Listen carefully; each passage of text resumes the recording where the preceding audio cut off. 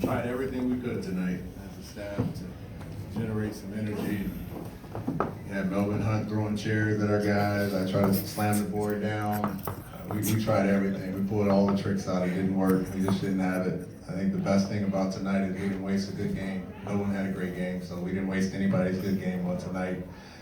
We stumped together and we just move on. It was easy. Just move on. I was hoping there was 0 questions. I really was. I was hoping you guys all kind of agreed. And then 0 questions, and you guys just like, yeah, there's nothing really to ask. You guys stumped.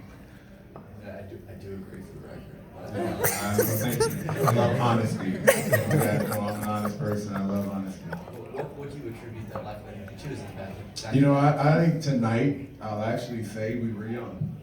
And I don't say that much. We were young. And, you know, I told the guys, I think Chicago, their motivation is they blew a game last night. They were up 18. They lead the NBA in blown leads already. They know they could have won last night, should have won last night. They blew it. So they came here knowing we let one get away. Let's not let this one get away. We were the opposite. We had a great win last night, and we just showed up. And I think we had a young approach to tonight's game. And you know, I knew we weren't going to get back in it offensively. I was hoping we'd get back in it defensively, and we were awful defensively tonight.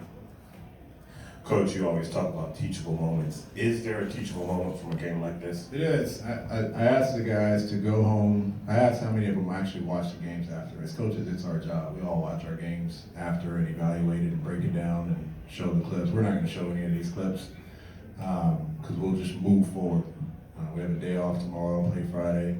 But I asked them to watch the film and evaluate the care factor. How many of the guys showed that they cared tonight?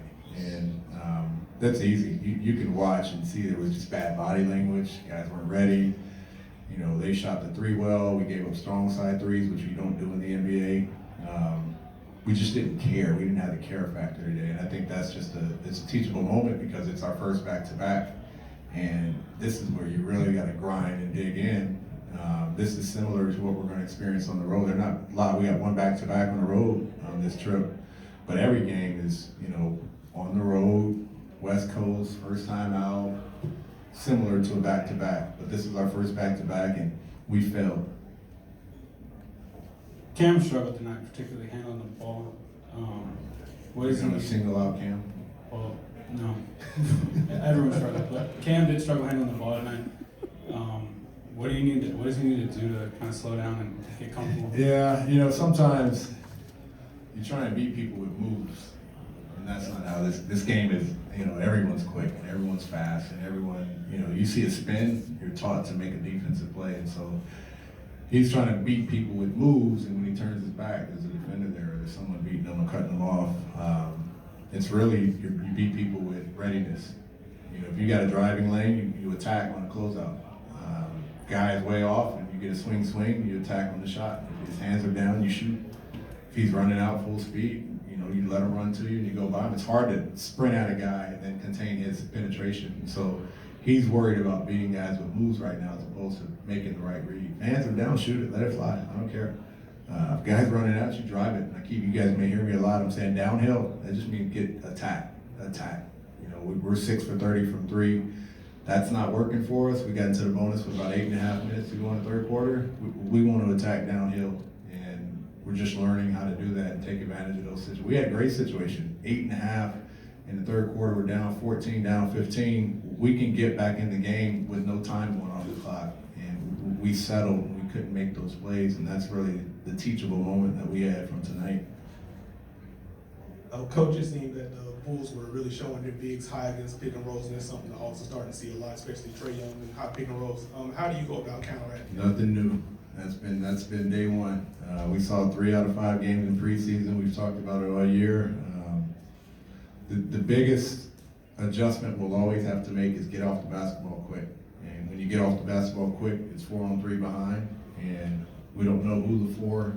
You know, who's initiating at that point, but we have 4-on-3 advantage, and we have NBA players that all have the ability to make a play for someone else.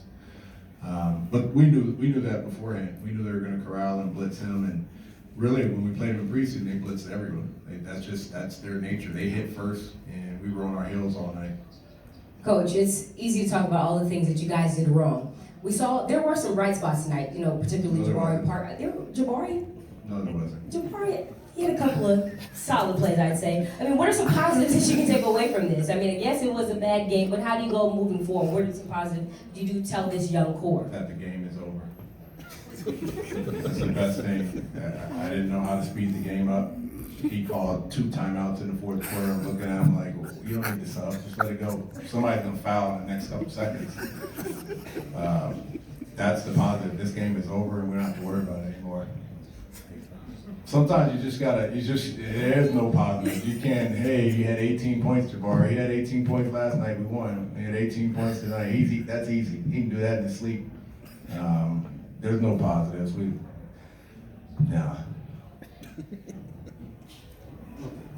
Not to dwell too much on this game, Jeez, John, Coach. why are you? But the 24 turnovers, a lot of them were unforced. Like if there's one A thing. lot from the of game- them are. Go ahead. I'm sorry. I'm just gonna say, like, if there was one thing from this game, is that the one that sticks to me? The worst part about tonight's turnovers were we were on the break, and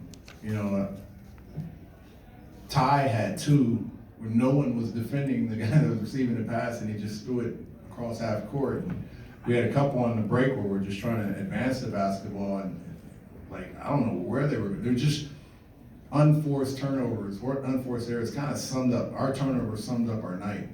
We didn't have to turn those over. Those were opportunities we could have created some easy baskets, and we didn't. And they're just unexplainable. And so that, I like to say because they blitz, a lot of the turnovers were because of the blitz. I don't think they were. I think a lot of them were because we got steals and we were out on the break. We just played in the crowd or held onto the basketball a little bit too long. Those are the frustrating ones because you think you can get a break just from getting a turnover, maybe get an easy basket. Trey had a little bit. I can't believe you guys have this many questions. We do. I really, We do. this is unbelievable.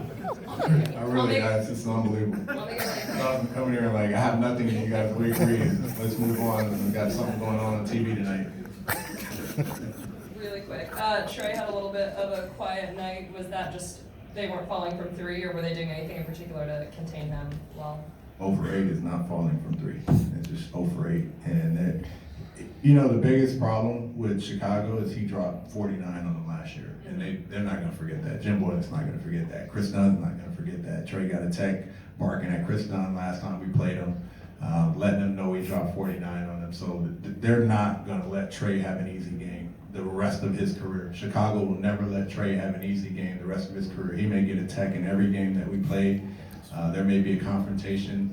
He will be blitzed every single time he's in a pick and roll. If he hits a shot, he probably won't get another shot off. That's just because of what happened last year.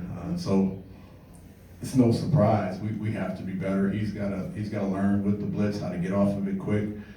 His teammates have to be in that ready position to attack when we're 4-on-3 behind it. But this is when you have young players and people talk about sophomore slump. Obviously, Trey is not in a sophomore slump. But people have sophomore slumps because they can't adjust to what happened the first time.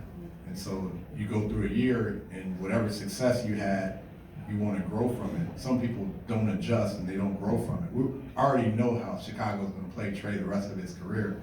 Now it's a matter of how can we help him adjust to blitzes, corral blitzes, denials, physicality every time we play Chicago. Just because he had a 49-point game against them last year. As they should. I'm almost afraid to ask the question, Coach. I'm looking at you.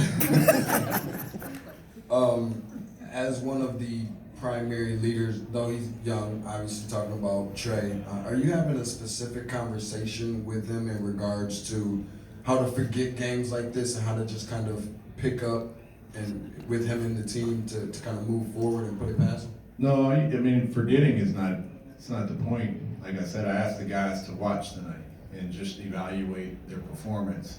You want to remember it tonight more than anything. We'll move on because we don't play Chicago for a while. We have a day off tomorrow. We have a new opponent. And Sacramento was hard for us last year. They're one of the toughest teams that we played from a matchup standpoint with Sacramento last year. Both of the games that we played against those guys was a speed ordeal, and that was tough. So don't forget Chicago. Understand this is how he's gonna play. They're gonna play him this way every single time we move forward. When we come back to Chicago, we'll show the film then.